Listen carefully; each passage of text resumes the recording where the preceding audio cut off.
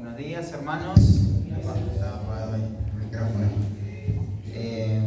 Bueno, hoy vamos a tener una enseñanza un tipo atípica a lo que estamos acostumbrados. Vamos a ver a nivel teológico esta doctrina de la predicación. Vamos a ver de una forma panorámica lo que los textos nos dicen y cómo se relacionan para ver las conclusiones a las que sacamos en cuanto a lo que es y lo que no es una predicación bíblica. Pero muchas veces tenemos este adjetivo, ¿no?, para calificar a lo que es la predicación, y decimos predicación expositiva o predicación bíblica. La Biblia simplemente le llama predicación, pero debido al abuso que ha habido, al menosprecio, a la profanación e irreverencia con que se ha tratado y aún se trata la predicación, este tiempo, este espacio, queda bien delimitar la idea para saber a lo que nos estamos refiriendo, ¿no? Cuando hablamos de predicación se sobreentiende que es bíblica, si no, no es predicación, ¿no?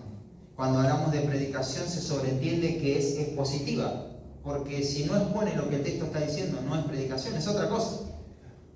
Sin embargo, la Biblia, te menciono de vuelta, le llama simplemente predicación y quiero que entendamos ese sentido. Cuando nosotros decimos predicación expositiva, bíblica o predicación, siempre nos referimos a lo mismo, a lo que vamos a terminar definiendo acá.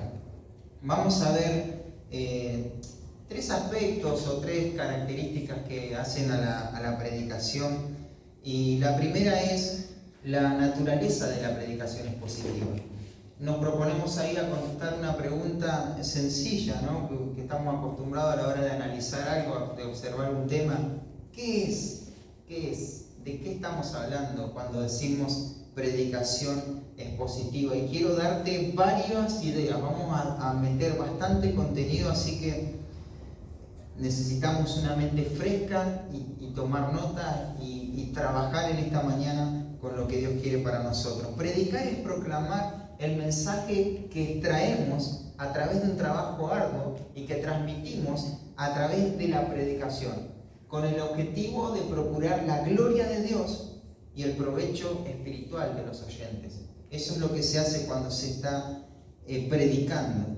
En la predicación expositiva es el tipo de sermón que ayuda a los oyentes a entender el significado original de un texto dado en un contexto específico. Simplemente es lo que el texto significa y lo que el texto implica, lo que ese significado implica para la vida mía hoy. Es ese tipo de predicación donde el punto principal considerado pasa a ser el punto principal de la predicación. Es ese tipo de predicación. Y como te dije, toda la predicación es bíblica y es expositivo, si no, no es predicación, ¿no? Una definición que hace un par de años aprendía y creo que rescata mucho de los conceptos y valores que tenemos en cuanto a la predicación bíblica, la da un autor bastante conocido en esta área, que es Haddon Robinson. Él va a definir la predicación como así: es la comunicación de un concepto bíblico, derivado y transmitido a través de un estudio histórico, gramático y literal de un pasaje en su contexto que el Espíritu Santo primero aplica a la persona y vida del predicador, y después él la aplica a los oyentes, a las personas a sus oidores, ¿no?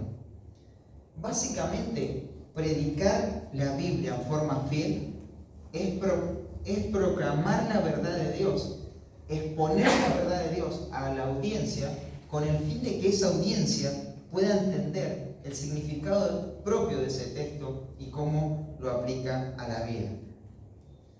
Hace 2 años atrás, creo, estuvimos ahí en una conferencia de iglesia y el pastor Brian Arnold nos daba su propia definición de predicación. Fíjate cómo lo define él. La predicación expositiva es la proclamación de todo el mensaje de Dios, un pasaje a la vez para exhortar los corazones de la audiencia moderna, basado en un entendimiento acertado del significado que quisieron transmitir los autores originales. En conclusión, La predicación expositiva o bíblica explica el texto dado a la audiencia original y lo aplica a la audiencia contemporánea. Estoy hablando hace 2 minutos y te estoy diciendo exactamente lo mismo. Lo mismo es esto, ¿no? Es reforzar este concepto de la predicación. Ahora vamos a ir a lo largo del estudio viendo cómo cada una de esas definiciones y esos conceptos que acabo de presentarte se van a ir viendo en la Biblia. Pero ya tenemos lo que es la definición de predicación. Ahora veamos el modelo en las Escrituras. Porque sí, está bien, suena bien, pero ¿tenemos algún patrón que pueda ser descriptivo en este uso de la predicación? Bueno, lo vemos ahí y acompáñame rápidamente en tu Biblia a Deuteronomio, capítulo 1, versículo 1 al 5. Y el libro de Deuteronomio es la quinta parte, sería de un solo libro que se llama el Pentateuco, así lo conocemos nosotros, que era un solo libro. Y el título de este libro va a estar encabezado por las primeras palabras del libro, ¿no? Fíjense cómo empieza el versículo 1. Estas son las palabras. Estas son las palabras. ¿Qué palabras? Uno se pone a pensar. Tenés que hacerte esa pregunta. ¿Qué palabra? Bueno, la palabra de Dios. Pero ¿de qué forma son las palabras de Dios? Uno parecería que el libro de Deuteronomio toma lo que ya se dijo antes y lo repite. Sin embargo, esa es una apreciación superficial y no acertada de lo que sería el libro de Deuteronomio. Lo que hace el libro de Deuteronomio es tomar la ley y explicar la ley. Le da el sentido. Cuando se refiere acá a estas son las palabras, tiene que ver con esta es la proclamación. Sí, Moisés le dio la ley, Dios le dio la ley, pero ahora está la predicación. Y el libro de Deuteronomio es un modelo de lo que es la predicación bíblica. Y acá tenés el primer ejemplo humano de alguien predicándole a otra generación. Y dice así, ¿no? Estas son las palabras que habló Moisés.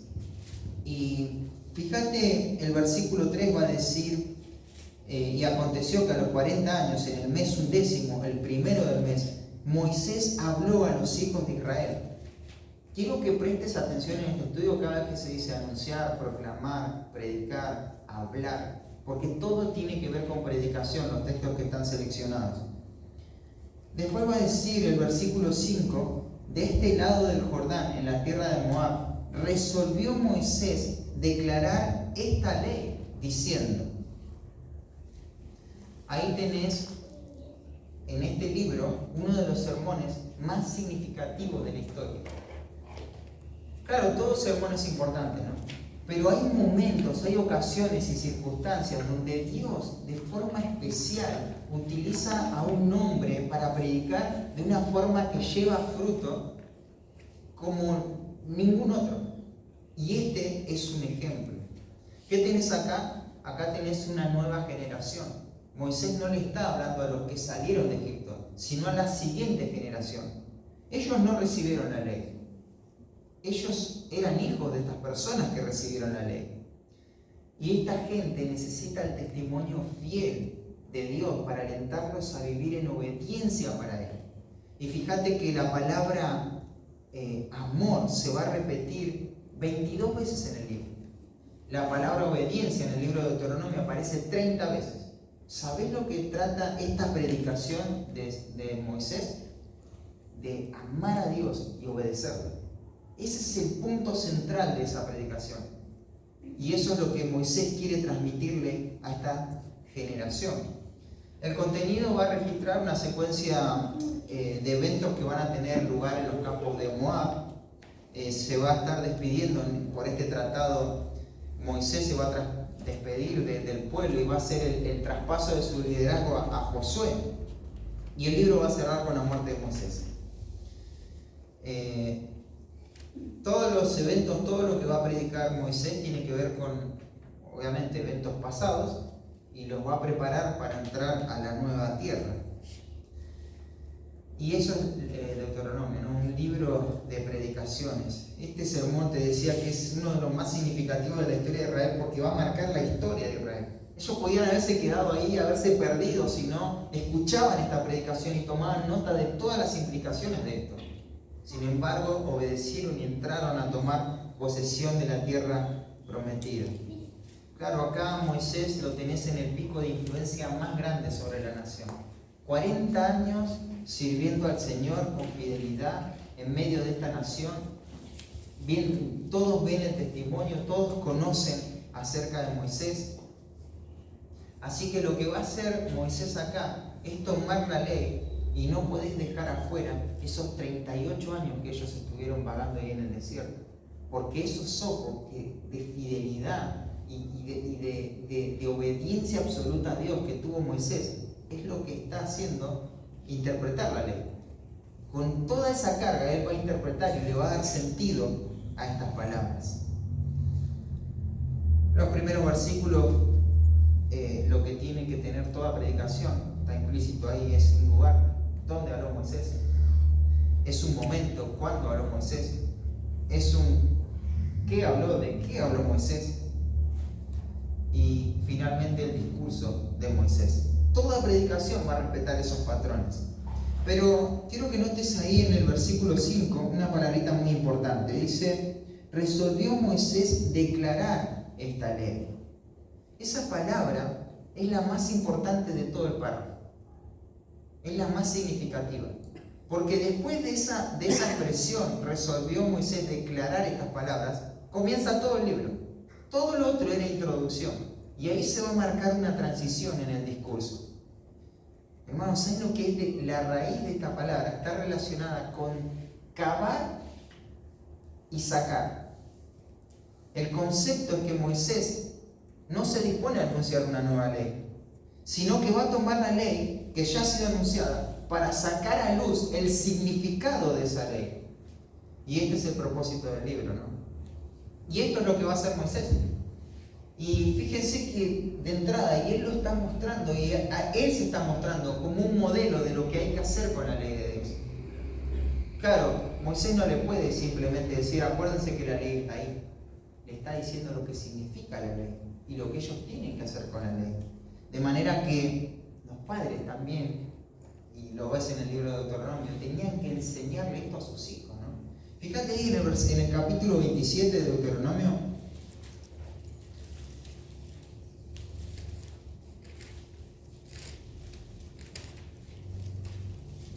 Hay un término que se relaciona con este cavar y sacar, con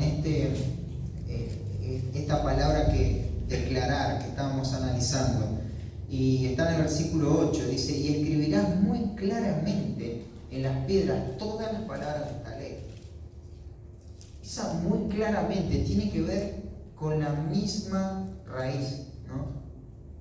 De esto se trata la predicación, ¿no? De explicar, de aclarar. ¿Y él qué estaba explicando y aclarando? La relación de Israel con Dios, la relación de ese pacto. ¿Cuáles son las estipulaciones de este pacto? ¿De qué se trata este pacto? Porque de lo que se trata ese pacto se va a tratar de la relación entre Dios y su pueblo.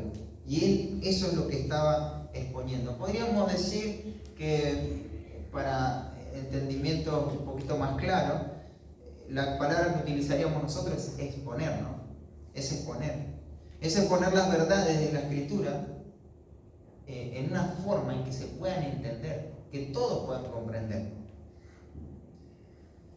Y en el libro, no tenemos tiempo porque tenemos que saltar a otros modelos, pero en el libro vas a ver esto que te decía recién, la orden de los padres de enseñar a sus hijos, ¿no? Primero los jueces tenían que enseñar al pueblo, pero los padres tenían que modelar esto en su hogar. ¿Y cómo lo iban a hacer? ¿De qué manera lo iban a hacer? Bueno, de esta manera, claramente, tenían que cavar y exponer y sacar. Tenían que exponer con claridad la palabra de Dios. Y de esa forma los padres tenían la responsabilidad en su familia, sobre sus hijos. Esa era su mayor responsabilidad. Y esa es la responsabilidad que no solamente en ese tiempo tenían los padres de familia, sino en este tiempo también, ¿no? Es la responsabilidad de los padres de exponer la Escritura.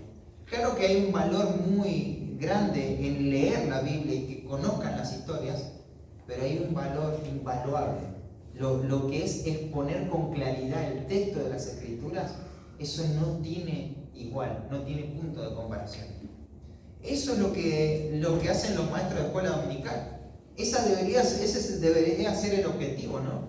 Hacemos un trabajo para ver lo que el texto dice y cómo se pone con claridad este texto, para que todos puedan entender. Esa es la labor principal de un pastor, es sacar el significado a fin de que toda la congregación pueda entender y la iglesia sea edificada. Eso es lo que hace cualquier ministro, cualquier predicador de la Escritura. Esa es la tarea y acá tenés el patrón, ¿no?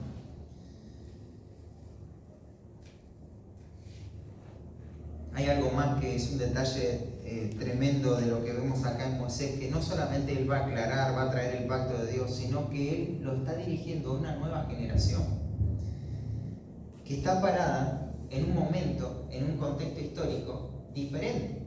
Recuerdan que cuando sale el pueblo de Israel, inmediatamente en Éxodo capítulo 20 va a recibir la ley. Esa era la primera generación. Pero esta generación no vivió eso. Ellos no eran conscientes de todo lo que estaba pasando. Y lo que hace Moisés es traer eso mismo que se recibió ahí en Sinaí, Éxodo capítulo 20, eso mismo, y lo va a aplicar acá en Deuteronomio. Fíjate el patrón, lo que te quiero mostrar es el patrón. En ese momento que el pueblo está escuchando estos discursos, está escuchando esta predicación, es lo mismo que lo que está pasando ahora en este momento. Ellos no era el mismo contexto del que se le está predicando, era otro contexto, otra generación, así como nosotros, ¿no? Tomamos la escritura de otro contexto, otra generación, a otra generación fue dirigida, y vemos las implicaciones de lo que ocurre ahí.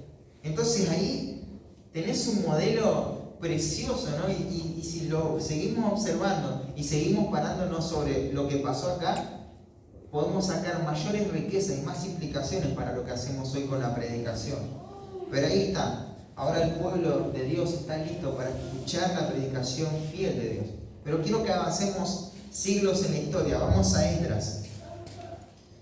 Vamos a ver otro modelo de lo que es la predicación. Esdras, ¿dónde está Esdras? Está después de Crónicas. Si encontrás Salmo, tenés que retroceder al Ter, después Nehemías, y ahí vas a encontrar Esdras.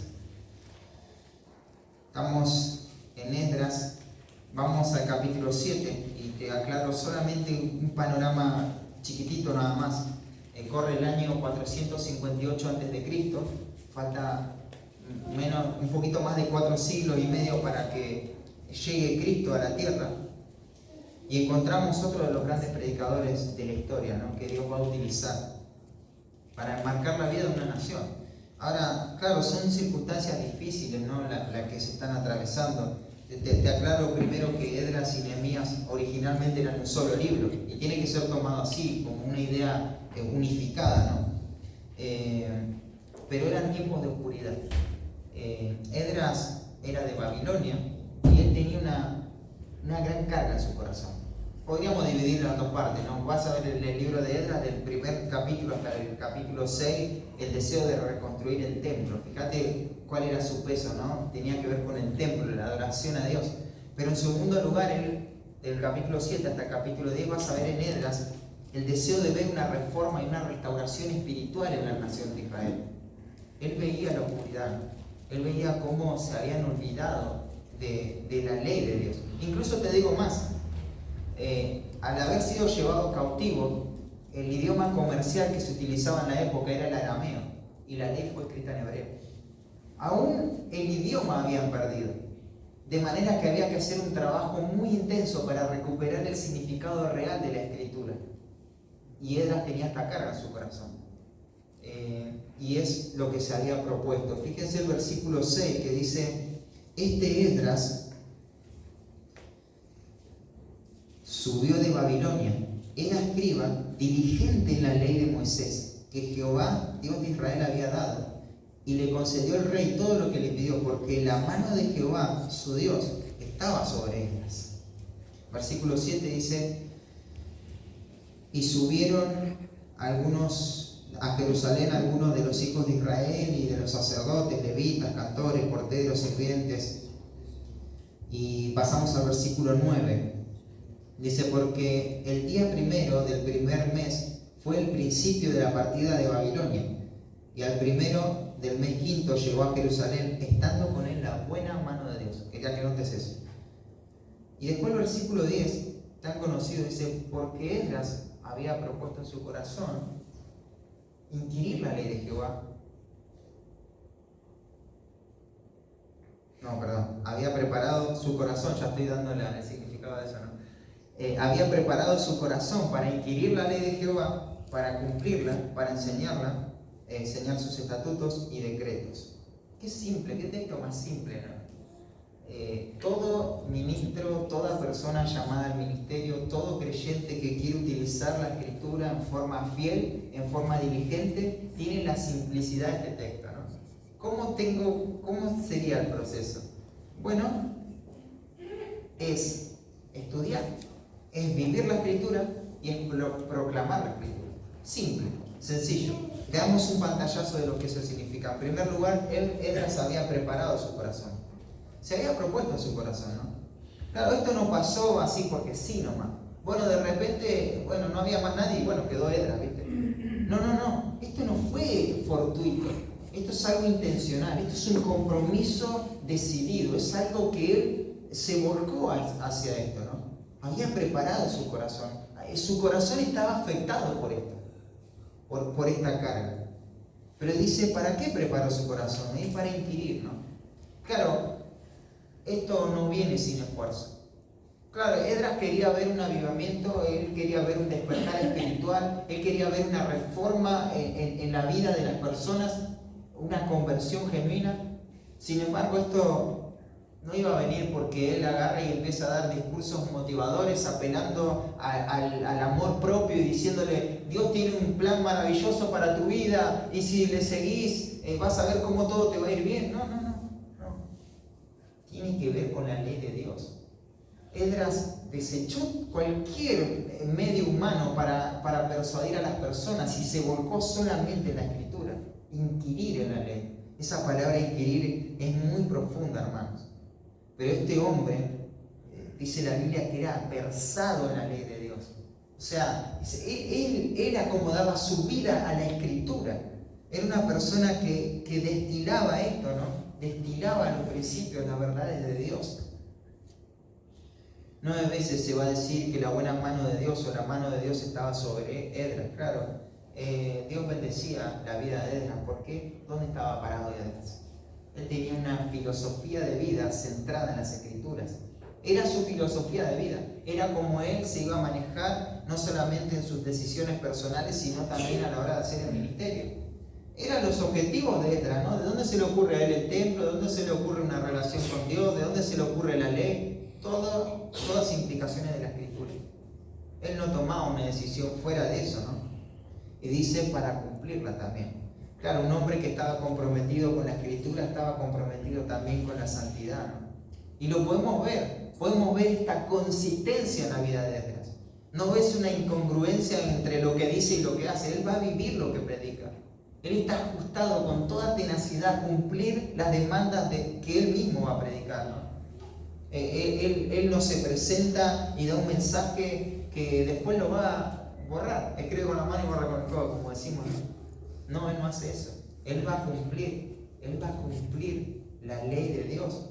Y fíjense el compromiso con la santidad. No lo busquemos ahora, pero en el capítulo 9 se entera de algo, ¿no? Se habían mezclado el linaje santo de Dios, se había mezclado con los gentiles, con sangre inmunda, algo que Dios había prohibido, ¿no? ¿Y qué hace Esdras?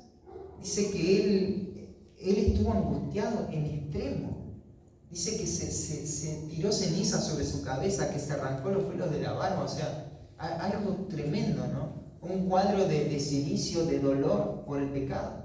Porque lo que amedrentaba a Esdras, lo que turbaba a Esdras es el pecado. Y esos son los intereses de Dios también, ¿no? Un hombre con una santidad que la puedes ver tan claramente, pero pasemos al punto donde queremos llegar. Para enseñar, dice. Esto tiene que ver con predicación. Y fíjate, en el mismo libro, te dije que es uno solo, pero vamos a Nehemías, para ver la continuidad de esto. Nehemías capítulo 8, versículo 3.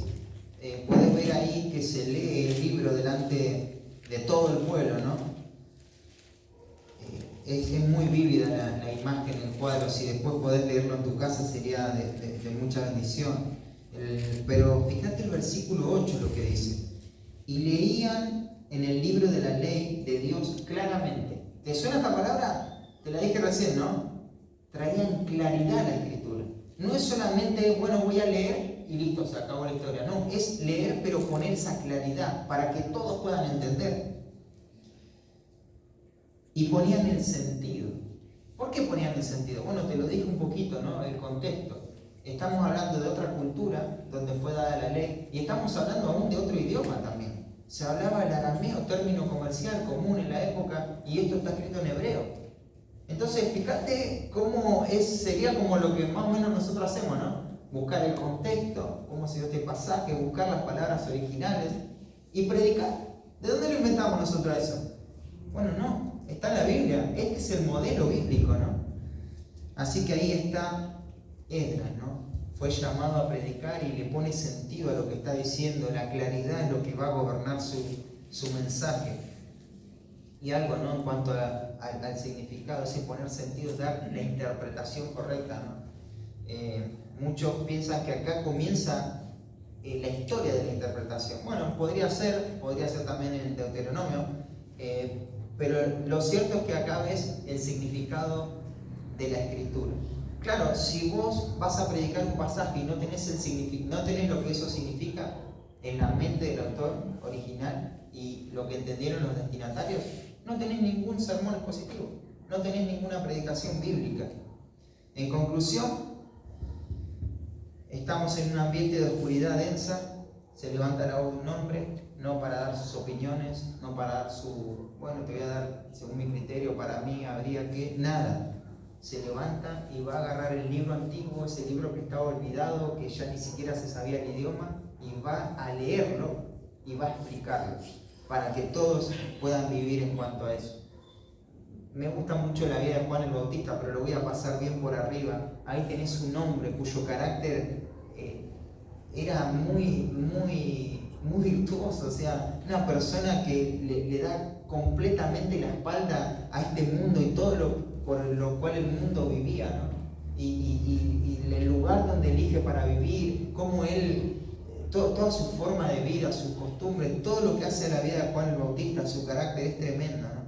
Jesucristo lo va a señalar como el hombre más grande que nació de mujer, ¿no? Que este mundo ha conocido, el más grande de todos los profetas, ¿no? Sin embargo, ¿qué le pasó a Juan? Fue rechazado. Y no solamente rechazado, sino ejecutado por asociarse al rey que estaba anunciando, por ser fiel a la predicación. Si podemos mencionar y rescatar algo de la vida de Juan, podés ver esta grandeza, ¿no? Que está marcada por la humildad, por la obediencia, por la oposición a un mundo que no conoce a Dios, pero sobre todo por la predicación fiel a la verdad. Lo que hizo Juan el Bautista fue romper una era de 400 años de silencio. ¿Y cómo lo hizo? Con predicación. Él predicó. Eso es lo que hace la predicación. Esas son las transiciones y lo que va a marcar la predicación. Hace 400 años no había voz de parte de Dios, los profetas no decían nada y se levanta Juan. Dicho sea de paso, los profetas, cuando mirás los profetas, no lo vamos a mirar, pero te lo menciono nada más. Los profetas, uno entiende que dan profecías, ¿no? Pero esas profecías, a veces en nuestra mente automáticamente sale a predicciones sobre eventos que van a ocurrir. Quiero decirte que los profetas hablaron de cosas que iban a ocurrir en el futuro, un 20% de su mensaje. El otro restante 80% tiene que ver con proclamación. ¿Proclamación de qué? De la Escritura. El mensaje principal de los profetas fue llamar al pueblo de Dios al arrepentimiento, a dejar la idolatría para volverse al Dios vivo y verdadero. Fue llamar a los hombres a arreglar sus cuentas con Dios. Eso es predicación. Esa fue la tarea principal de los profetas. Ahí tenemos otro modelo, ¿no? Pero no podemos dejar por alto el modelo bíblico que nos da de la predicación Jesucristo mismo, ¿no? Ahí vamos a Mateo capítulo 4.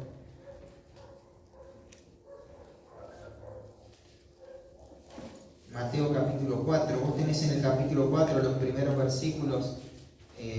Después del bautismo de Jesús, Él va a ser llevado por el Espíritu al desierto, Él va a ser tentado ahí. Después, otro evento que ocurre es que escucha acerca del encarcelamiento de Juan el Bautista. Y el versículo 17 hay algo que va a marcar la transición de todo el libro, porque lo que expresa esta palabra, por ejemplo, el versículo 17, desde entonces comenzó Jesús a predicar. Cuando dice desde entonces, en el texto original es una palabra que marca una transición muy importante.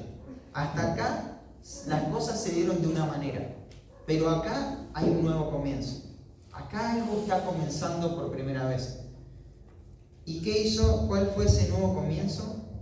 Bueno, predicar. La predicación dice, comenzó Jesús a predicar. Fíjate el versículo 23, dice, y recorrió Jesús toda Galilea enseñando en las sinagogas de ellos y predicando. Así comenzó Jesús su ministerio en Galilea, con la predicación.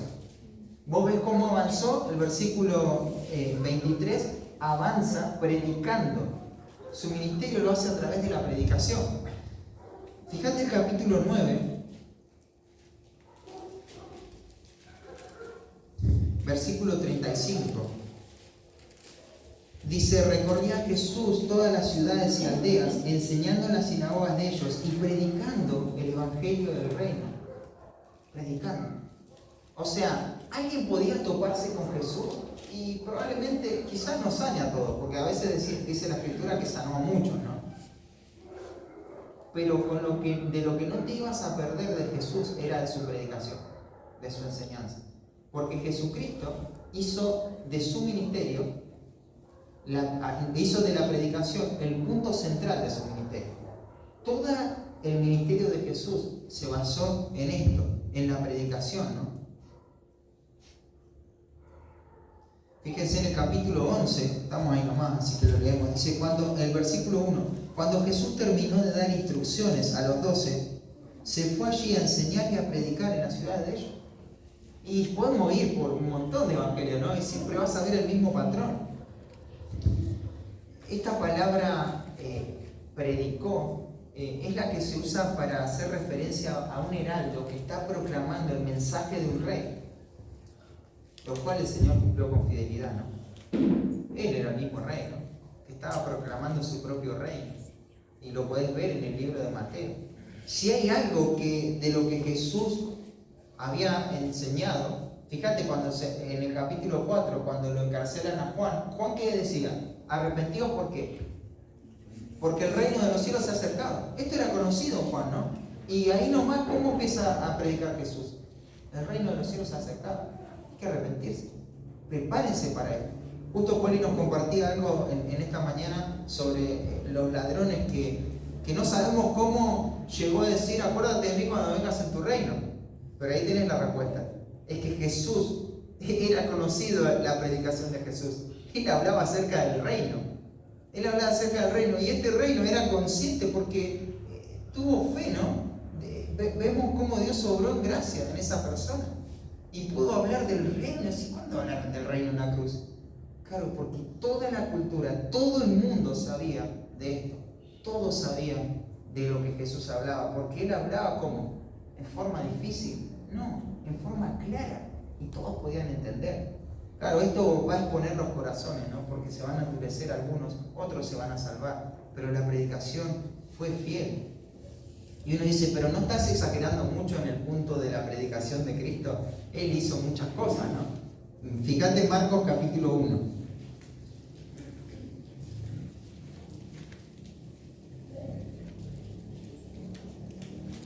Saltamos al versículo 35. Levantándose muy de mañana, siendo aún oscuro, salió y se fue a un lugar desierto y allí oraba. Y le buscó Simón y los que con él estaban, y hallándole le dijeron, todos te buscan. Y les dijo, esto es Jesús, vamos a los lugares vecinos para que predique allí también, porque para esto he venido. ¿Te das cuenta? Esto es lo que va a marcar la vida de Jesucristo. Ese es el modelo, el máximo modelo que tenemos, ¿no?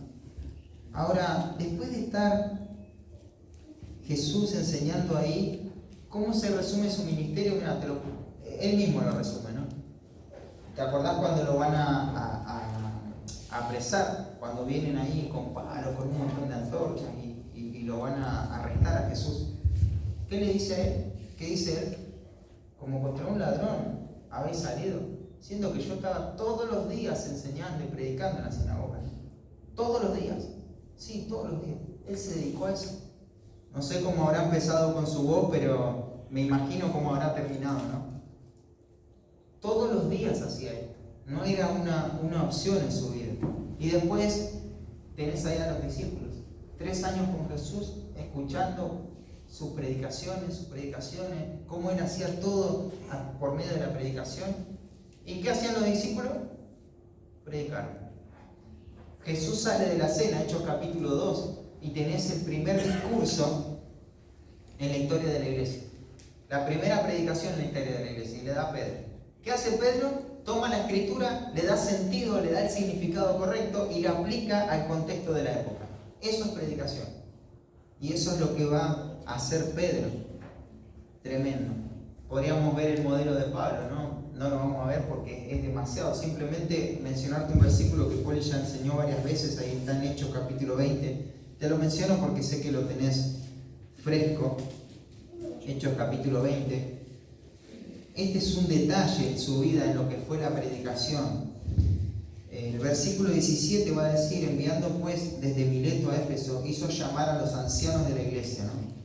Y vinieron a él, el versículo 18, y vamos a saltar al versículo 26.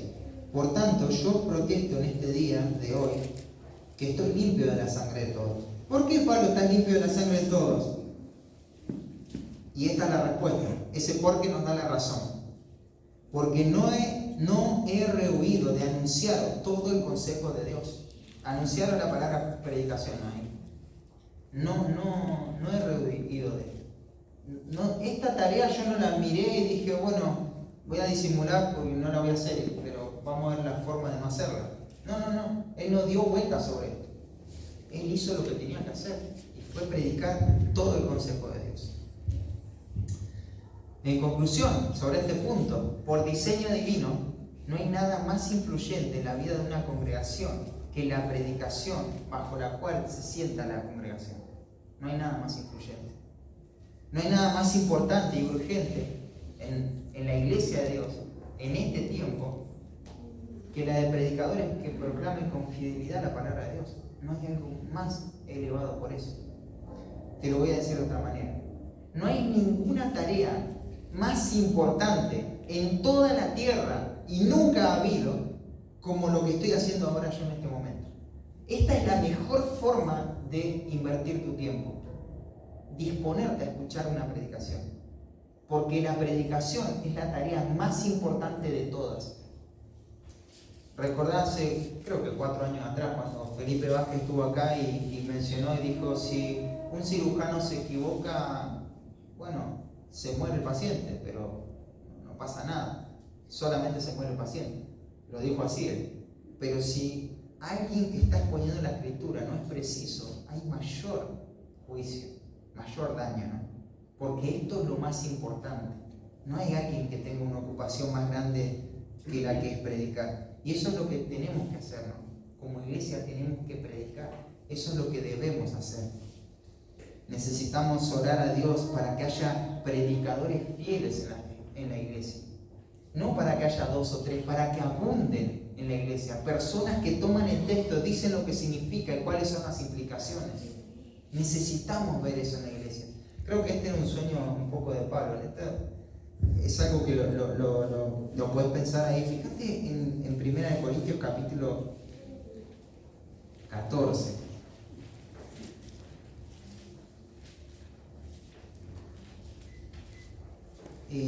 recordarse el contexto, estaban teniendo problemas y luchas en cuanto a las lenguas. Y Pablo les va a decir, miren, si entra un inconverso, están todos hablando en lengua, no van a pensar que están locos ustedes, o sea, no. Basta ya con las lenguas, ¿no? En otras palabras, o sea, y Pablo les va a decir, enfóquese más bien en profetizar. Y profetizar no lo entiendas como predecir el futuro.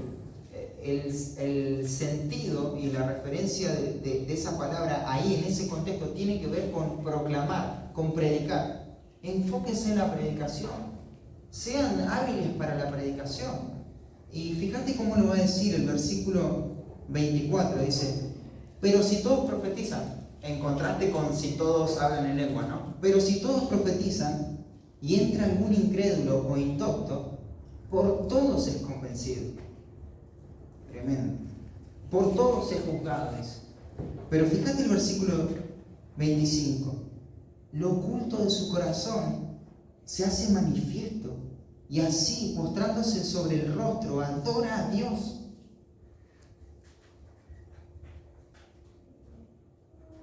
Declarando que verdaderamente Dios está. Tremendo, ¿no?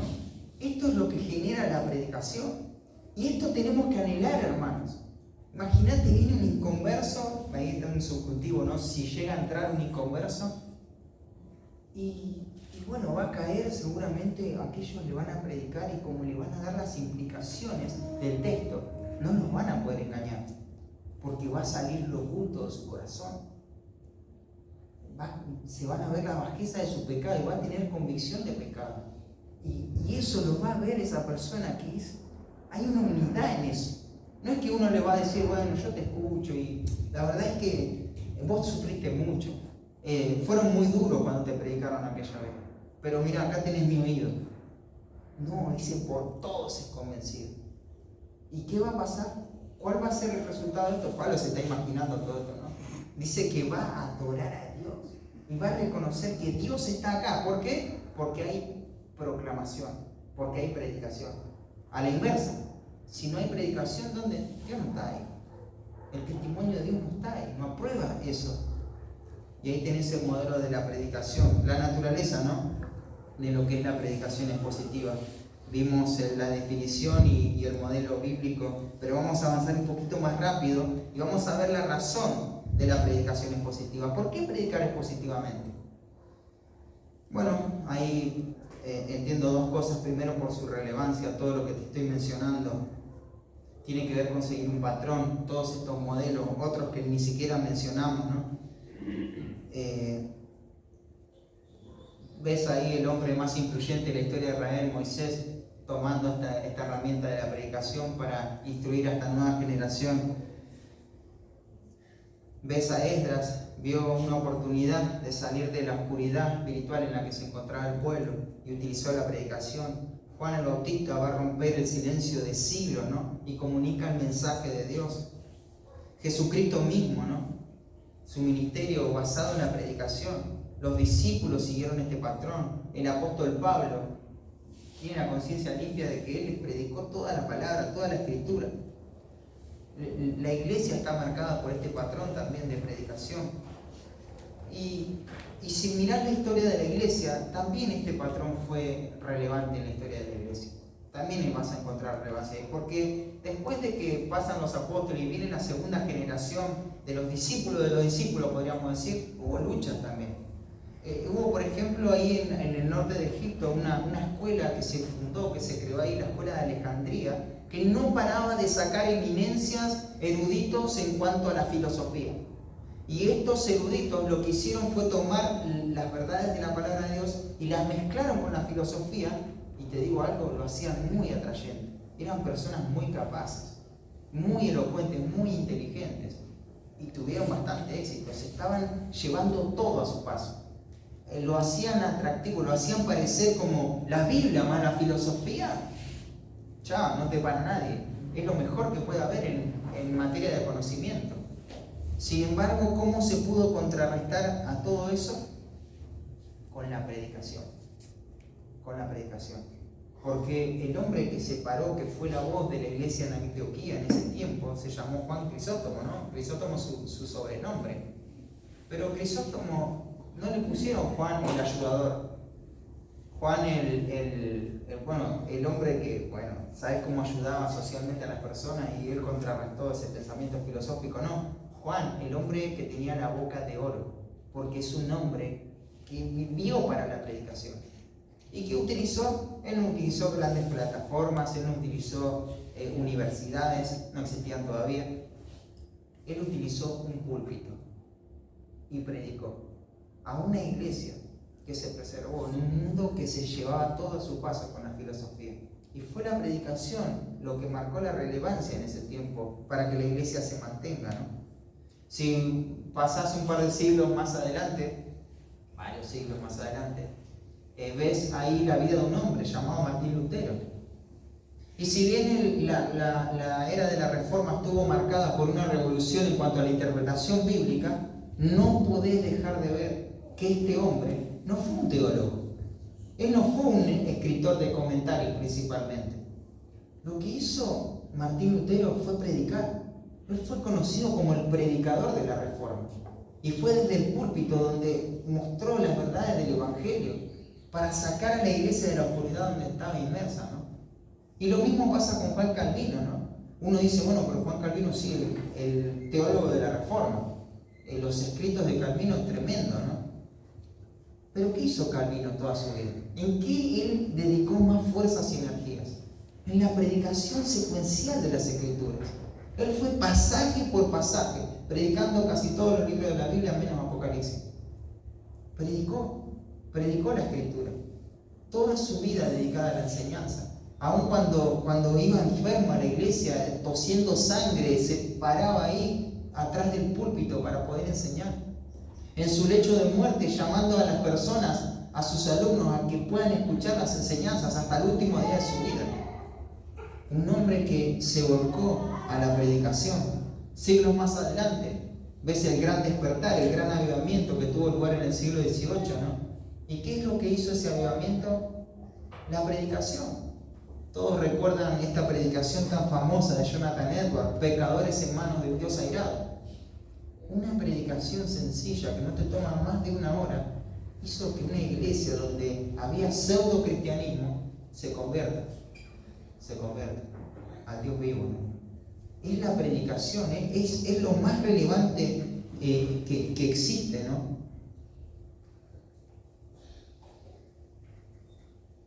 No solamente es relevante por todo el modelo que vemos y cómo ha impactado este mundo, sino que la predicación es el medio principal para que una persona pase de muerte a vida. ¿Recordá ahí lo que dice Pablo en 1 Corintios capítulo 1, versículo 21? Que dice que agradó a Dios salvar a los creyentes. ¿Por qué? Por la locura de la predicación. Es la predicación lo que va a dar vida espiritual. Ahí en Romanos capítulo 10, versículo 17, un pasaje muy conocido, ¿no? Dice que así que la fe es por el oír y el oír la palabra de Dios. Conocemos ese pasaje.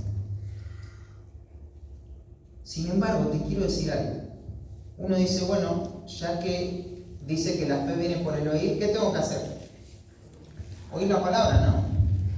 La palabra. O sea que yo pongo el audio de la Biblia mientras hago algo y siento que voy creciendo en mi fe. O empiezo a leer la Biblia a alguien y la fe de esa persona que me escucha aumenta. Porque la fe es por el oír la palabra, ¿no? Sin embargo, te quedarías muy corto si pensás de esa manera. Claro que implica la lectura de la Escritura. Pero la fe es dada por Dios. Y viene por el oír, pero el oír ahí, cuando dice la palabra, el término que utiliza ahí no es logos, como estamos acostumbrados, es rema, que tiene que ver con el ejercicio de hablar, con la tarea de hablar, con la predicación. Y cuando dice la palabra de Dios, no sé por qué la versión Reina Valera lo tradujo así, vi varios manuscritos originales y dice las palabras de Cristo. Lo que está aludiendo Pablo es a la predicación de Cristo, de lo que Cristo hablaba, ¿no? Y así viene la fe. por el oír las palabras de Cristo. Dice, la fe viene por el oír, y quiero meterle un poquito de tecnicismo. Viene por el oír. Y el oír, ¿qué cosa?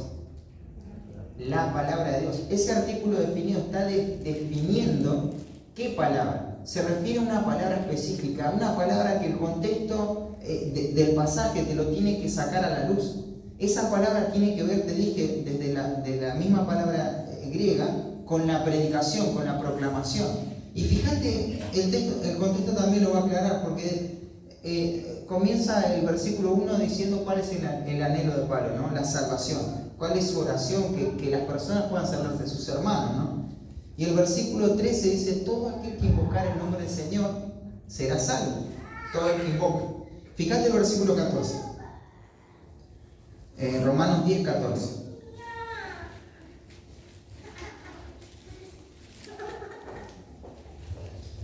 ¿Cómo pues invocarán, ya que todos van a ser salvos por invocar, cómo pues invocarán en aquel de quien no han creído? ¿Y cómo creerán en aquel de quien no han oído? ¿Y cómo irán sin que nadie les predique? Literalmente sería si no hay un predicador. Si alguien no les proclama la palabra, no pueden creer. El oír, la fe viene por el oír. ¿Y el oír qué cosa? La predicación, la proclamación de la Escritura. A eso se refiere el oír. No es escucho lo que me lees y ya está. ¿Y qué es la proclamación? Es ver el significado de la Escritura y ver las implicaciones de ese significado. De esa forma la gente va a tener fe, de esa forma las personas se van a salvar. En 1 Pedro capítulo 1, habla de la palabra de Dios que vive y permanece para siempre, ¿no? Esa palabra que vive y permanece para siempre es la que nos hizo nacer. Vamos a Pedro, así no lo salteamos al argumento del autor. Mirá.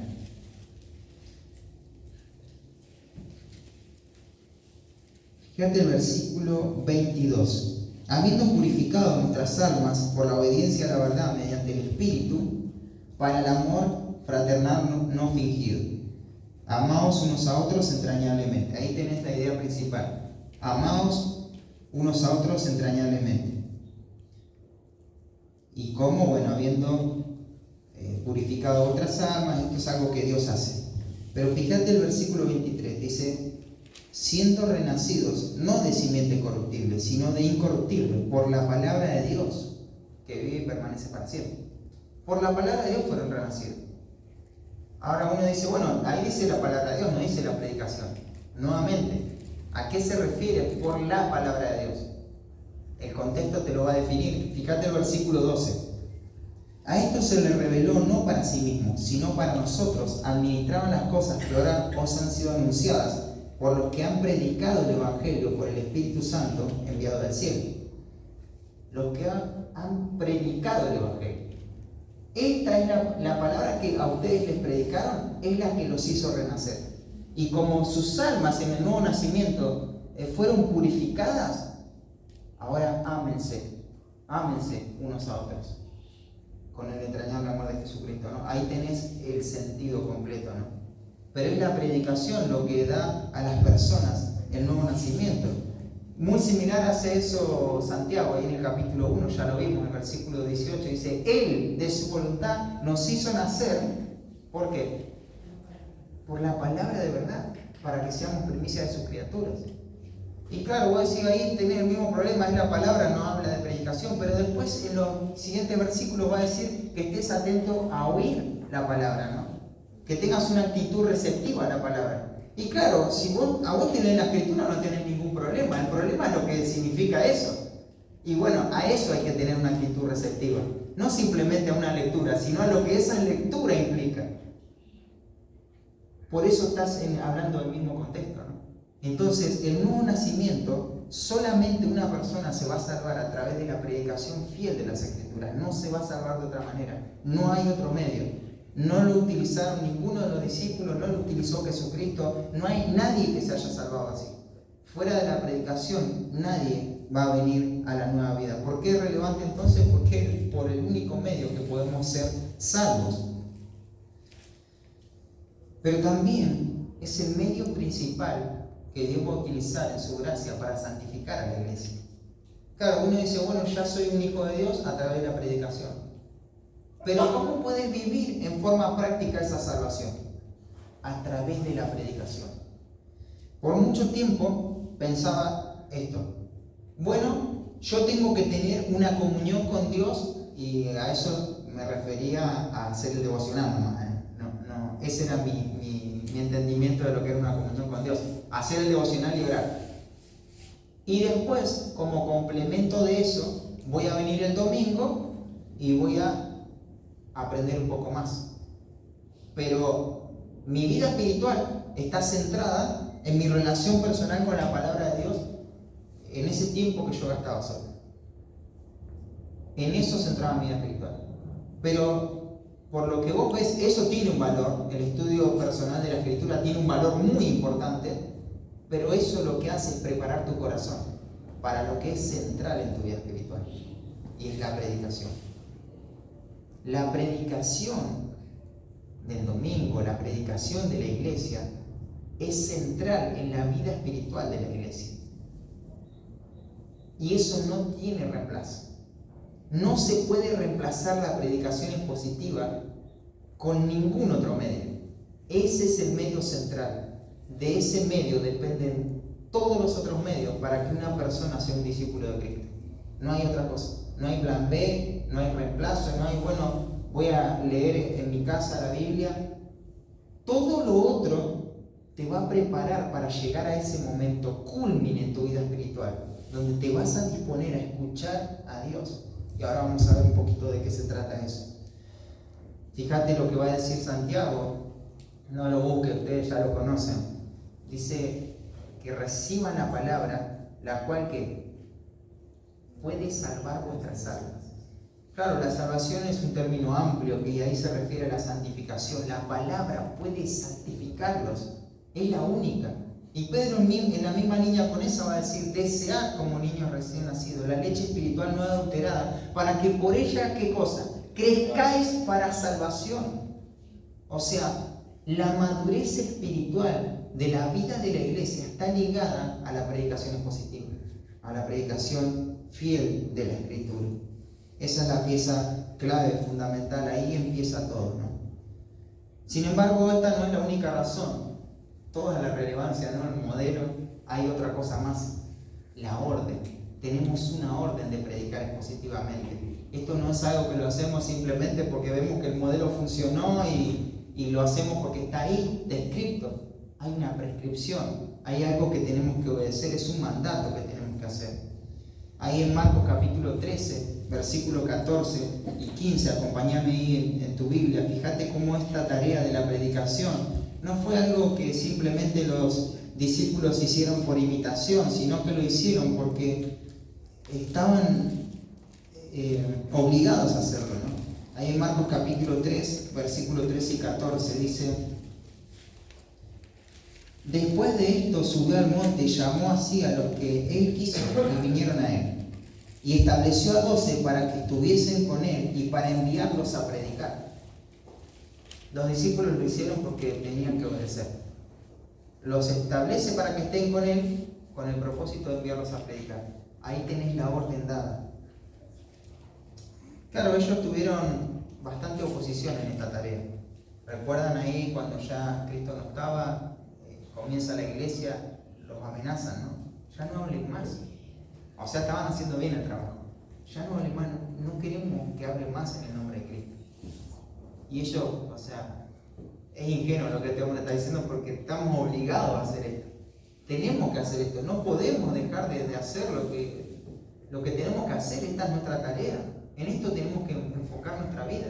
Claro, recibió este trabajo de la predicación, recibió una amenaza bastante fuerte de los que se oponen a los propósitos de Dios, y también lo va a recibir ahora. Pero no solamente está enredado de eso, sino que vos ves en Hechos capítulo 6 y vas a ver algo interesante, porque aún cosas legítimas, necesidades legítimas, quieren desenfocar a los discípulos de lo que están llamados a hacer. ¿Recuerdan ahí cuando hubo esta necesidad de que las viudas de los gentiles estaban siendo descuidadas?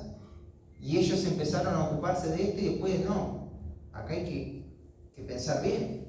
No es justo delante de Dios, o sea, descuidar el ministerio de la palabra para servir a las mesas. No está diciendo que servir está mal. Pero una persona que fue llamada al ministerio, a la predicación, no tiene ninguna excusa, ninguna justificación para su negligencia a la hora de exponer la Escritura. No hay ninguna justificación. Y esto lo entendieron los apóstoles, ¿no? Porque esto no es una opción. Esto es como Dios quiere que se hagan las cosas. Este es el modelo, este es el patrón. Y lo ves en la vida de los apóstoles, ¿no? En Hechos capítulo 10, Pedro va a dar ese testimonio. Dice que Él nos mandó a que predicásemos al pueblo. Es una orden de parte de Dios. Esa debe ser la prioridad. Pablo también lo entendió así. Recordad 1 Corintios capítulo 1, que él dice, no me mandó Cristo a bautizar, sino a qué cosa? A predicar. A predicar. Esa es la orden. La orden ha sido dada y eso es relevante. ¿Por qué hay que predicar? Porque Dios lo mandó. Pablo, ahí acompáñame en tu Biblia, 1 Corintios, no quiero decírtelo todo desde mi mente, quiero que lo veas en el texto, capítulo 9. Fíjate el versículo 16. Pues si anuncio el Evangelio, no tengo por qué gloriarme. ¿Por qué? Porque me es impuesta necesidad. Esto es algo que tengo que hacer. No tengo por qué gloriarme, es lo que fui llamado a hacer, ¿no? Y después va a decir, y ay de mí si no anunciar el Evangelio. ¿Entendés que Pablo es judío? ¿Y sabés qué significa que un judío diga ay de mí? Soy maldito, soy entregado a la destrucción completamente si yo no hago esto que tengo que hacer. Pobre de mí, ¿qué va a hacer de mí si yo no hago esto? Porque Dios me mandó a hacerlo. ¿Cómo no voy a predicar? Claro, porque acá estaban diciéndole que Pablo predicaba porque para ganar ahí dinero. Pero eso no era el caso de Pablo. Él lo hacía porque la comisión me ha sido encomendada, va a decir. Hay algo que he recibido de parte de Dios. Y es este ministerio de la predicación. Y esto no es una opción en su vida. Y también es un modelo, una orden para la iglesia, ¿no? Te lo menciono, ahí en Hechos capítulo 8 se libra una persecución tremenda. Pablo antes de la conversión asolaba a la iglesia. Y dice que fueron separados los líderes de la congregación y fueron esparcidos por diferentes lugares esta congregación. ¿Y qué hicieron? Empezaron a predicar. Claro, ellos dijeron, esto no está ligado al liderazgo de la iglesia, tampoco está ligado exclusivamente a los apóstoles. Esto es lo que la iglesia hace. Ellos comenzaron a predicar. Claramente entienden que ese ministerio iba más allá de los apóstoles, ¿no? Tenemos ahí la lista de los requisitos, cómo se pone tanto énfasis en apto para enseñar. 2 veces, ¿no? En Tito y en Timoteo. En 2 Timoteo 2:2 vemos cómo este legado de la predicación, de la enseñanza, lo que has oído de mí ante muchos testigos, ¿no? Esto encarga a hombres fieles, ¿no? Este ministerio de la predicación, Timoteo, vos lo recibiste, encargáselo a hombres fieles para que ellos se lo encarguen también a otros. Y ahí, en esa línea, en algún punto llegamos nosotros, ¿no? Y tenemos ese legado de la predicación. Qué tremendo, ¿no? Te mencionaba Pablo como un modelo de predicación y no nos paramos mucho ahí, pero fíjate ahí en 2 Timoteo capítulo 4.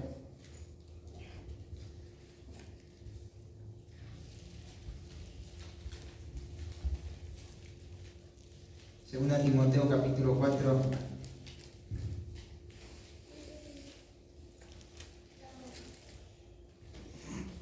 El versículo 1, y no hay tiempo para explicar lo que es el contexto de este pasaje, pero no te imaginas un Pablo ahí erguido y escribiendo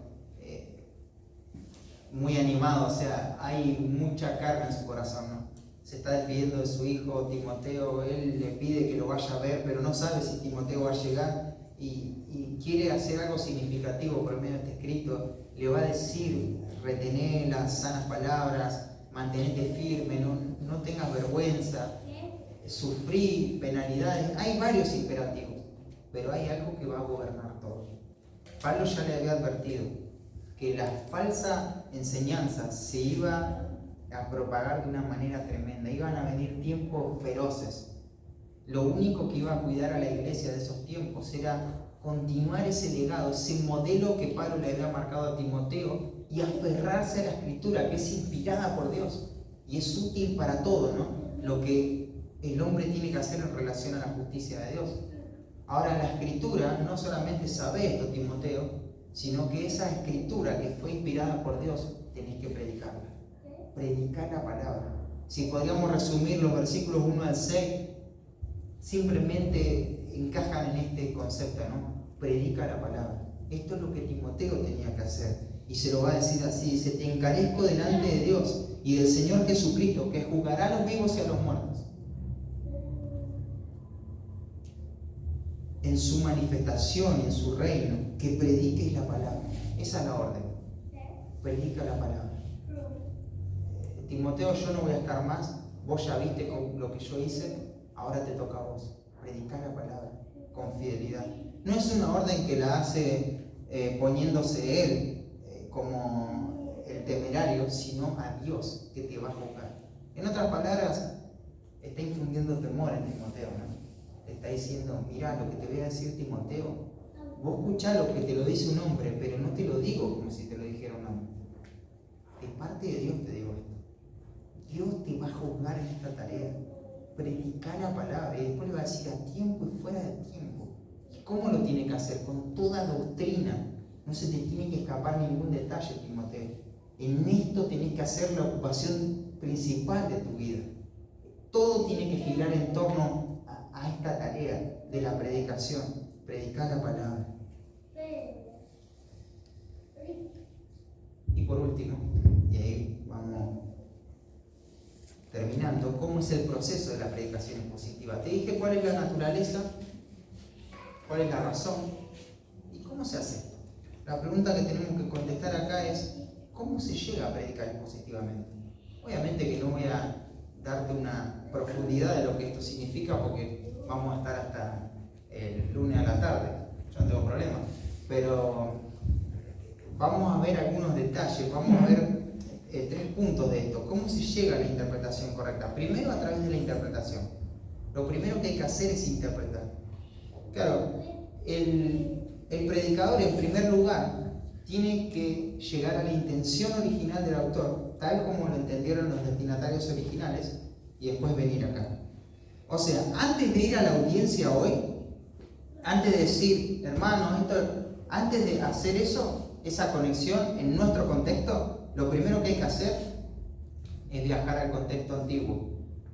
Como siempre digo, ¿no? Hay que tomarse una máquina del tiempo y estar ahí, en ese momento, en el contexto. Tiene que ver con el contexto, tengo que manejar eso, ¿no?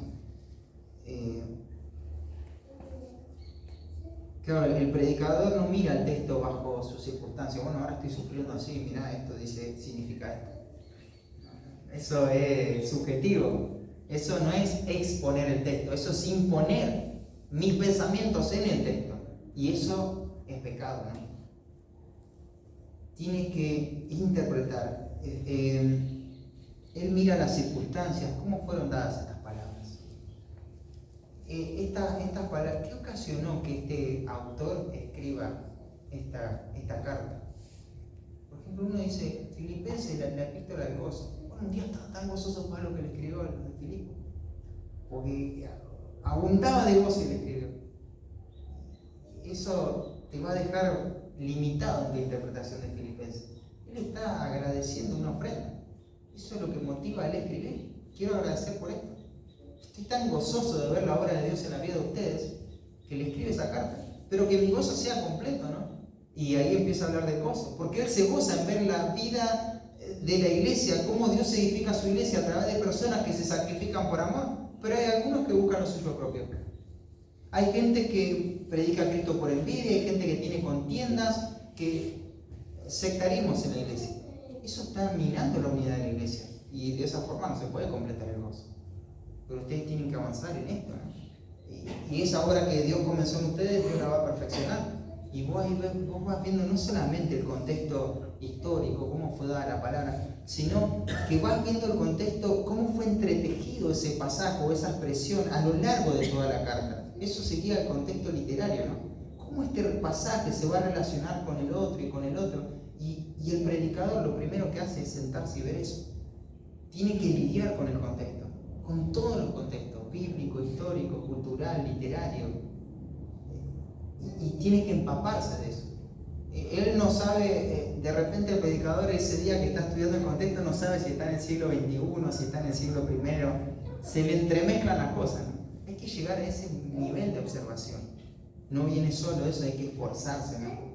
No solamente se tiene que preocupar por el contexto, dónde fueron dadas ciertas palabras, sino que él tiene que pensar en las palabras mismas, ¿no? En la sintaxis, cómo se relacionan estas palabras, estas ideas. Cómo este verbo se está relacionando con este participio, con este adjetivo, con estos casos de la palabra. Y tiene que hacer esa tarea.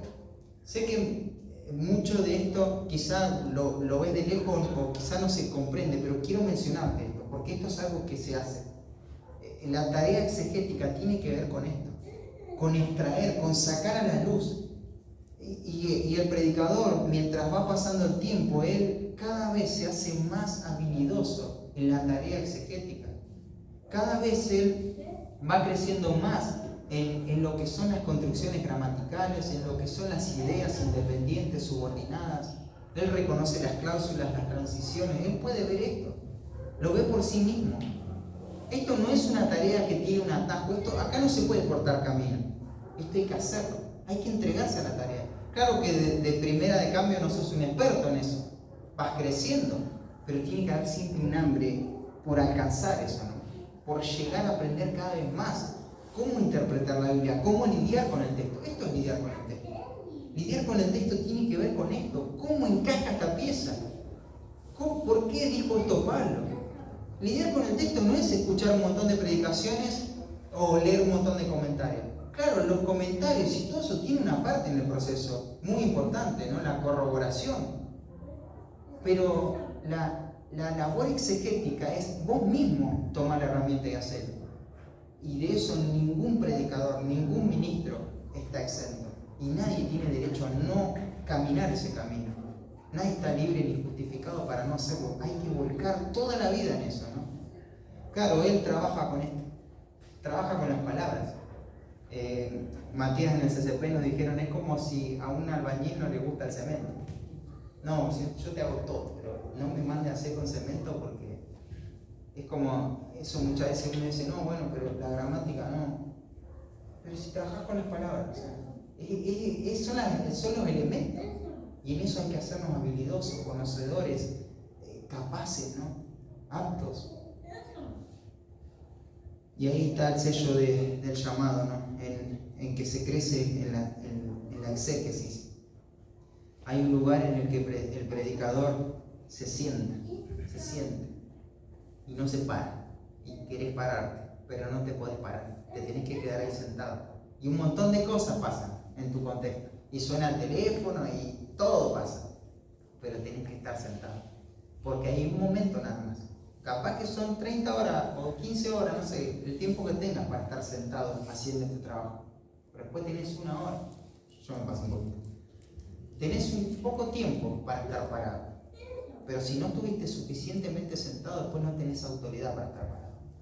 Porque por sí mismo Gabriel no tiene autoridad para decirte lo que Dios dice. ¿No tengo autoridad? No, porque lo conocemos hace mucho, hacele caso porque tiene buenas intenciones. No tiene autoridad, no tiene ningún valor lo que yo te pueda decir. Lo único que tiene autoridad es lo que la Escritura misma dice. Porque en la exégesis, el rey es el texto, no es la persona. No hay autoridad fuera de la verdad de Dios. ¿Sabes por qué? Porque lo que está pasando acá, con eso saltamos a la otra parte de la tarea. ¿Cómo se hace la tarea? Se expone.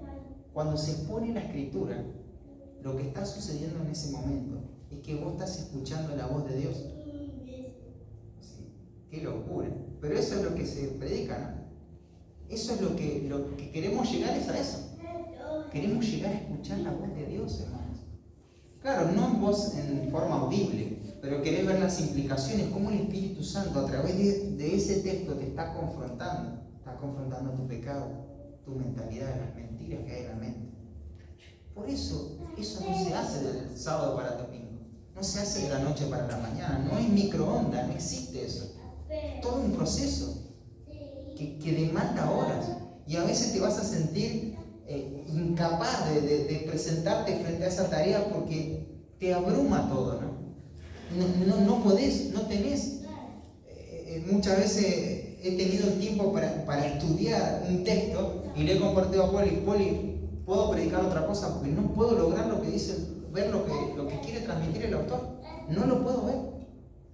Y amerita más tiempo y más urgencia y muchas cosas, ¿no? Pero esa es la tarea a la que cada semana se expone un pastor. Esa es la tarea que vemos cada domingo acá, ¿no? Presentado. A eso se apunta, ¿no? Y se van dando pasos en esa dirección. Y después de que hizo toda esa tarea exegética, va a exponer. Ahora está preparado para exponer, para decir la verdad de Dios. Y él tiene ahí, como te puedo mencionar ahora, 100 hojas armadas acá, pero tuve que seleccionar unas 18, 20 hojas. Porque no podés exponer todo lo que estudiaste, ¿no? A veces parece que lo hago un poquito, pero tenés que exponer solamente lo que Dios quiere decir en ese texto y todo lo que te sea útil al punto principal de ese pasaje. Yo te estoy hablando de recibir de la sabiduría que viene de lo alto y de repente te digo en el contexto que a Santiago le decían que tenía las rodillas de camello. ¿Qué tiene que ver eso? O sea, está bien, es parte de la historia, del contexto, pero no me saqué ese dato en ese momento. Lo que pasa es que lo estudié, lo leí, te lo quiero decir. Eso no interesa para el punto central del pasaje. Tengo que utilizar todo lo que vaya en una dirección. Hay un solo objetivo. Hay una sola intención en ese pasaje. Y hay un solo objetivo. Y todo está dirigido a ese objetivo. Bueno, es que puede decir muchas cosas. Una sola cosa. Y es eso lo que queremos decir. Es eso lo que queremos comunicar. Es extraer del texto y exponerlo. Claro, la exposición tiene que ver con armar un sermón. Vos vas a buscar la forma que la gente lo pueda entender. La forma dinámica, práctica, vas a poner un título, los puntos. Le vas a dar un toque artístico al sermón. Porque no te preocupa solamente entender lo que dice la Escritura. Eso lo dice cualquier comentario. Vos tenés que predicar la Escritura. Explicar para aclarar la mente, desenredar los nudos que hay ahí trabados y que las personas entiendan. Y eso se hace a través de predicación. Porque si nosotros vamos al púlpito con la tarea exegética, son, como dice un pastor, ¿no? Unos comentarios ambulantes. Pero eso no está llamado al predicador. Y hay un elemento más que tiene que ver con las implicaciones. Una predicación llega a ser predicación cuando hay una interpretación de parte del predicador en forma personal, sin atajos, llegando a esa tarea. Cuando hay una exposición, pero cuando vos ves las implicaciones. Claro, puede haber una linda tarea exegética y te pueden describir todo lo que significa eso, pero no sabes para qué te sirve. Y cuando pasa eso, la iglesia tiende a caer en el moralismo, pero no en el arrepentimiento. Mira, te pongo un ejemplo. Cuando hablamos de Santiago capítulo 1, versículos 26 y 27.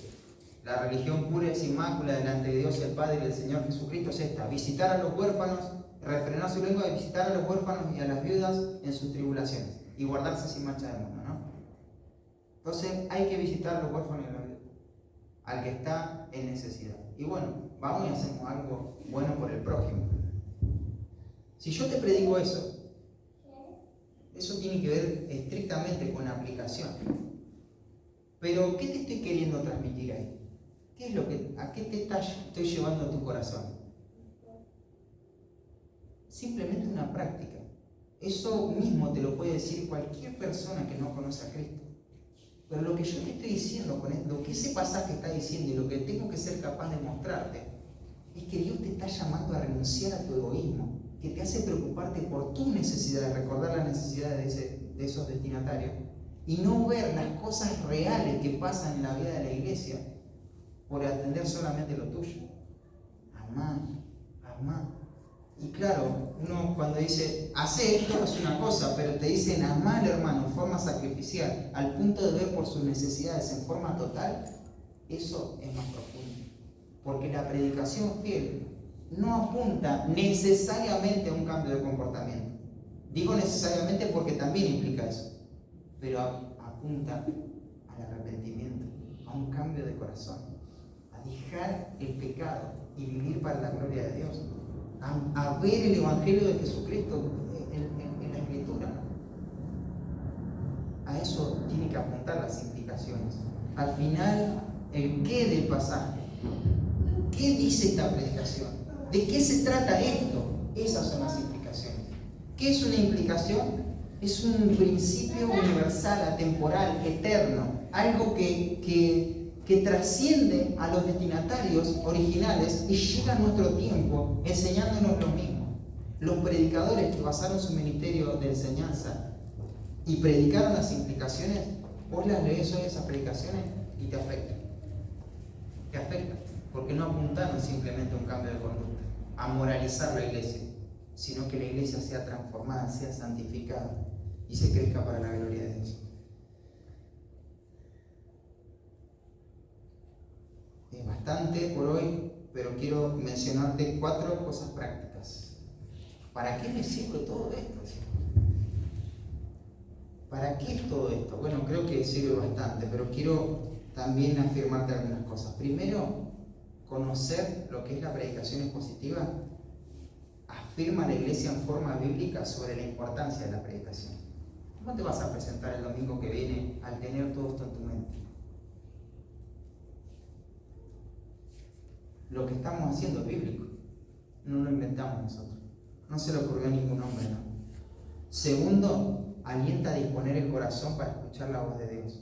De esto depende nuestra vida, de lo que se va a decir, depende mi vida. Tercero, esto concientiza a la iglesia en la labor prioritaria del pastor. Esta es la tarea que tiene que hacer el pastor. ¿Cómo vamos a cambiar nuestra vida de oración en relación a esta tarea? Vamos a pensar el jueves a la tarde, el viernes, ¿cómo le estará yendo a Poli con los textos que me va a predicar el domingo? Porque de eso depende mi vida. Ora por él. Ora para que Dios le dé salud, para que Dios le dé entendimiento, para que Dios le dé gracia. Fijémonos de qué forma práctica podemos aliviar la carga para que Él pueda darnos la palabra de Dios, porque de eso depende la vida de la iglesia.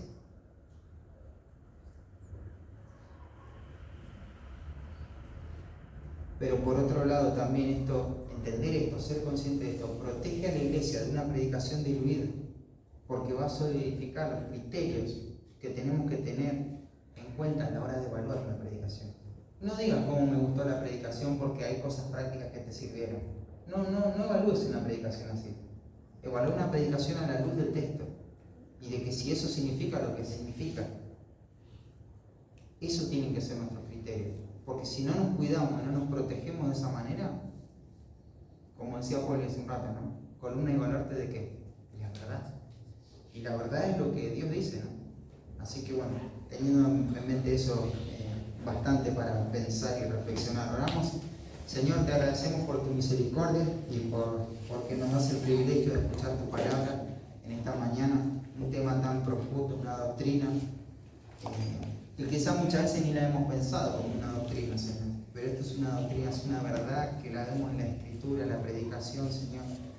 Te pedimos que podamos afirmar nuestros corazones, que todo este panorama que hemos tenido, Señor, que echemos raíces, Señor, que al pasar el tiempo vayamos echando raíces profundas, Señor, por esto, Señor. Queremos vivir por esto y para esto, Señor. Realmente nos humilla pensar que el Dios soberano del universo se ha revelado y nos habla, Padre. Qué tremendo, qué maravilloso, Padre. Libra nuestros corazones de la apatía, de la indiferencia ante esto, Señor. Que podamos vivir para la gloria